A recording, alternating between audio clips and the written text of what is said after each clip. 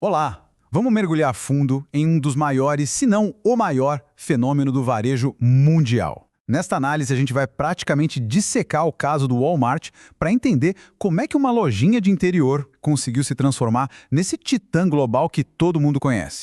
E para começar, vamos direto ao ponto que mostra a escala de tudo isso. 288 bilhões de dólares. É, esse número aí. Essa foi a receita do Walmart em um único ano fiscal, lá em 2005. O número que, por si só, já dá uma boa ideia do tamanho do império que a gente vai explorar agora. E isso, claro, nos leva à grande pergunta por trás de tudo. Como é que isso aconteceu? Como é que uma única loja, fundada numa cidadezinha do Arkansas, cresceu tanto a ponto de se tornar a maior varejista e a maior empregadora privada do planeta? É essa história que a gente vai desvendar. Para responder essa pergunta, o nosso roteiro é bem claro. A gente vai primeiro entender a escala desse gigante e depois mergulhar nos três pilares que sustentaram esse crescimento todo: a estratégia de preços, a máquina de eficiência na logística e a cultura tão particular dos seus associados. E no final, a gente vai ver como tudo isso se conecta no que eu chamo de DNA da dominância do Walmart. Bom, tudo começou lá em 1962 com Sam Walton e uma ideia bem simples. Mas a expansão que veio depois, essa não teve nada de simples. Em coisa de 17 anos, as vendas anuais já estavam batendo a marca de $1 bilhão. E daí para frente o crescimento foi, assim, exponencial. Para a gente conseguir visualizar esse domínio, é só olhar para os números. Em 2005, o Walmart já assegurava quase 9% de todo o mercado de varejo dos Estados Unidos. O que isso significa? Que de cada $100 gastos em lojas no país, quase 9 iam direto para o caixa do Walmart. É uma fatia de mercado impressionante, para dizer o mínimo. Mas como é que eles conseguiram essa fatia toda? Isso nos leva direto para o nosso primeiro pilar, que é a base de tudo: a estratégia de preços baixos. A promessa era simples, mas o jeito como eles executaram isso numa escala gigantesca foi o que virou o jogo do varejo para sempre. O conceito por trás era o preços baixos diários. Sabe como a maioria das lojas vivia de grandes promoções, liquidações, aquelas coisas bem anunciadas para atrair gente? Pois é, o Walmart foi por outro caminho. A estratégia deles era garantir preço baixo todo santo dia, em tudo. Isso criou uma confiança e um fluxo de clientes que era constante. E o resultado dessa estratégia está aí, nos números. Em 2004, o volume de vendas do Walmart superava e muito o dos seus principais concorrentes somados. A lição era bem clara: preço baixo gerava um volume de vendas simplesmente colossal. Tá, agora vem a pergunta de $1 milhão.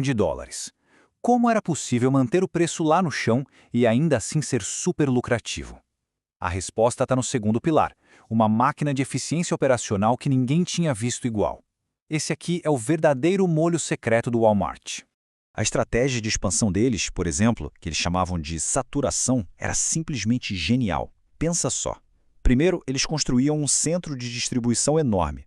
Depois, eles iam lá na beirada, no ponto mais longe que um caminhão conseguiria ir e voltar um dia, e abriam uma loja. E aí, eles vinham preenchendo todo o espaço no meio com mais e mais lojas. Com isso, a logística de entrega ficava otimizada ao máximo. E essa otimização aparece direto nos custos. Olha só. Enquanto o concorrente mais próximo deles gastava 3,5% das vendas com distribuição, o Walmart gastava só 1,3%. Essa diferença de mais de 2% ia direto para a margem de lucro, ou, o que é mais importante, para a capacidade de baixar ainda mais os preços.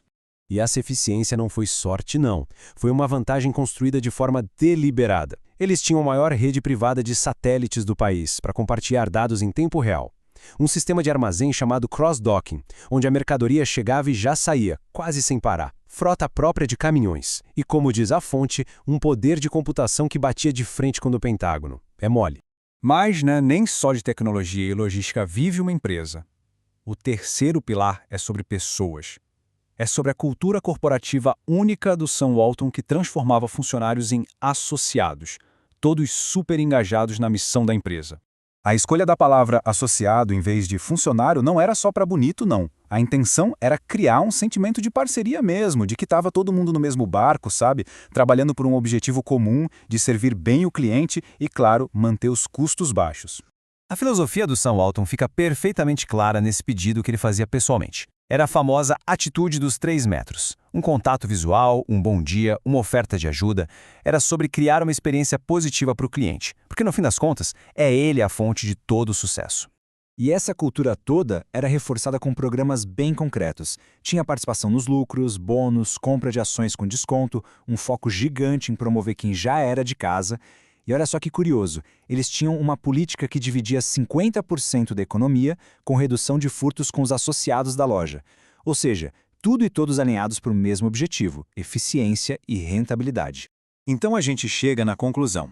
E o ponto crucial é entender que esses 3 pilares não funcionavam sozinhos, de forma independente.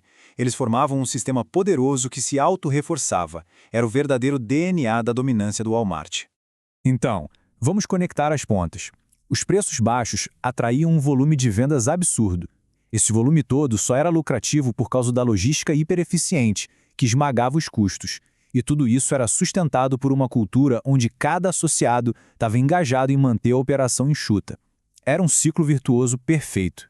E para fechar, fica uma pergunta para reflexão, que vem direto da análise do caso. Pensem em como todos esses sistemas de controle, desde a tecnologia mais avançada até os incentivos para os associados, trabalhavam juntos para executar a estratégia da empresa de um jeito tão implacável. A resposta, no fim das contas, está na integração total de cada pecinha desse quebra-cabeça.